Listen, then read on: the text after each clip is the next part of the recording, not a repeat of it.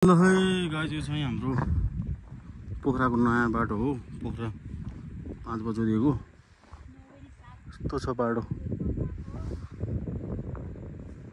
यो चाहिँ माथि पञ्चर भइहाल्यो को बाटो जोडिएको छ यहाँ।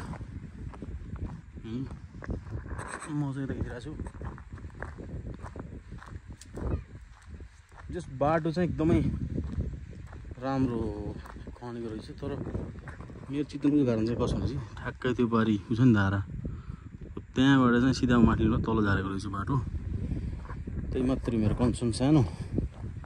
तर बाटो चाहिँ बल खनेको छ। तर फेरि एउटा कमेन्ट पनि छ, ठ्याक्कै त्यो धारामा क्या, यो धारामा अहिले म पैसा त्यहाँ देखाउँछु। त्यो धारामा कस्तो भनेपछि ठ्याक्कै त्यो माथिबाट काट्नु पर्ने क्या अझै त्यो कमान पनि, किनभने ठ्याक्कै घुम्दाखेरि गाडी अहिले त्यहाँ रिस्क रहेछ। मैले हिजो रातिमा मात्रै आएको थिएँ, त्यही भएर तपाईँहरूको कमेन्ट होइन, तपाईँहरूले कमेन्ट के गर्नुहुन्छ यसमा है। बाटो चाहिँ एकदमै बस चल्ने नै बाटो छ। एकछिन त बस ठुलो छ बाटो। त्यसपछि बाटोको लागि के अरे खनेको रहेछ बाटो, राम्रो छ बाटो चाहिँ। बाटो त्यही डाँडाले मात्रै हल्का मेरो चाहिँ कन्सर्न त्यही मात्रै हो। म तपाईँलाई देखाउँछु है दक्षिणमा। ठ्याक्कै सानो कन्सर्न पनि यही नै हो क्या। मैले ठ्याक्कै डाँडा भनेको थिएँ नि त होइन।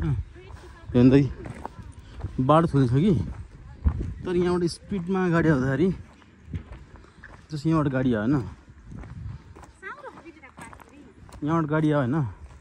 अब यहाँ ठुलो छ यहाँ पनि, अनि यहाँ चाहिँ सानो हो बाटो क्या। यहाँ ठ्याक्कै सानो भयो क्या, यहाँ ठुलो छ। यो फालेको भए चाहिँ कसम होइन, एकदमै कमेन्ट गर्ने ठाउँ नै थिएन क्या। यो फालेको भए चाहिँ एउटा सानो चाहिँ मान्छेहरूले क्वेसन गर्थे ठ्याक्कै त्यो डाँडामा के भन्छ, त्यो डाँडाको बाटो चाहिँ यहाँ माथि लाउनु पर्ने हो।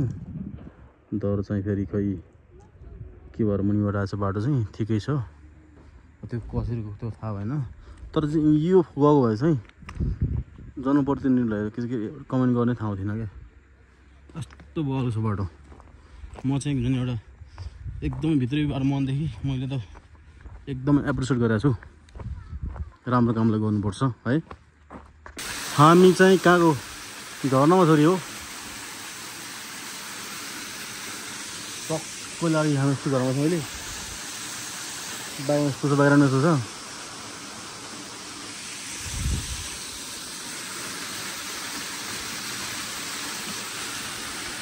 यो झरना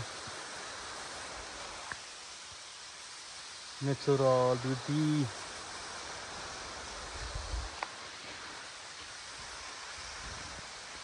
ओ तपाईँले